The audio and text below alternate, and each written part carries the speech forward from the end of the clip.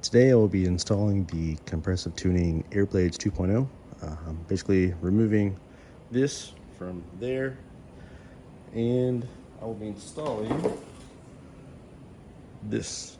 So the reason for installing these Airblades to this location is that the region behind here is actually the fender well, which is actually plastic.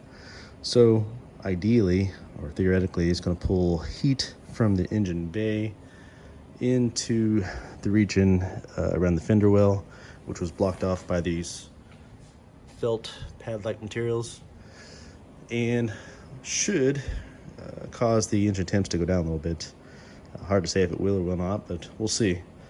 But I'll grab one and we'll put it in. All right, let's see if I can do this one-handed. I already test fitted it just to be sure it would fit. But basically, you want to go in with not this way, but going upside down. So you go into this little corner here.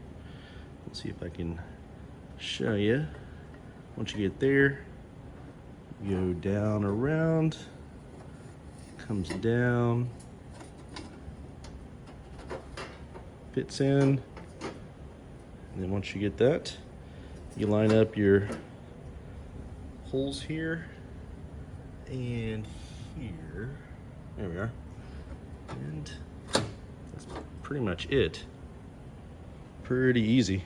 All right, the pop clips are back in place, and as you'll see, I actually used a larger pop clip, as the ones that were with the shroud piece here were actually too small. So these were the aftermarket ones that I purchased and placed, and they keep it in place extremely well. Nothing is moving here, and I installed on the other side as well.